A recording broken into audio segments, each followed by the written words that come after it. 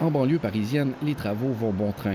Siège du village des athlètes et des médias, un grand rôle sera donné à la périphérie de Paris. Mais pour ces Jeux, c'est surtout le cœur de la capitale qui sera en vedette. Pas de nouveau stade olympique, c'est sur la Seine que se tiendra la cérémonie d'ouverture. C'est un défi gigantesque, c'est à la mesure de ces 6 kilomètres de fleuve qui sont dédiés à un spectacle.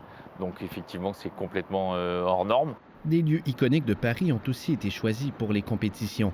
Épreuves de cyclisme et de triathlon sur le pont Alexandre III, tir à l'arc et athlétisme devant les Invalides, lutte et judo dans l'aréna du Champ de Mars et volleyball de plage au pied de la Tour Eiffel. On a depuis le début en tête de faire de cette ville dont on est fier et qu'on veut offrir au monde le véritable décor de ces Jeux. L'organisation promet des jeux grandioses, mais encore faut-il pouvoir y assister. Riders ready, watch the gate. Athlète de BMX, Julie Guénet n'a pas pu obtenir de billets pour assister aux épreuves du sport qu'elle pratique depuis 20 ans. Bien parallèle, voilà. Le système de tirage au sort n'a pour l'instant pas joué en sa faveur et les places se sont rapidement épuisées. Comme d'habitude, on fait demi-tour au bout. On se dit que là, c'est en France, c'est à Paris en plus, donc pas loin de la maison. On va pouvoir aller les voir en vrai et que ça change des autres années où on est devant la télé, où c'est des milliers de kilomètres. Et bah là, non, du coup, on va se retrouver dans la même situation, donc c'est assez frustrant. Une expérience qui, selon elle, serait enrichissante pour les jeunes sportifs comme ceux qu'elle entraîne sur cette piste de la banlieue de Paris.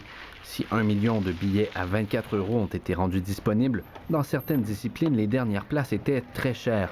630 € pour une finale de gymnastique, encore plus pour les demi-finales de natation.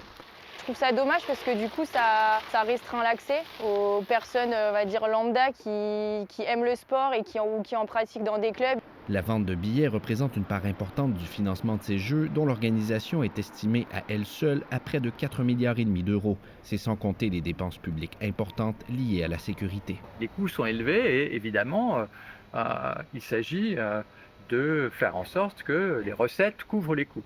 D'accord ? L'idée n'est pas que les contribuables français subventionnent l'organisation des Jeux olympiques. D'où les billets restants pour la cérémonie d'ouverture, dont le prix s'élève à 2 700 €, soit près de 4 000 $ canadiens l'unité. Nous, ce qu'on regarde d'abord, c'est les centaines de milliers de spectateurs qui assisteront à une cérémonie d'ouverture gratuitement.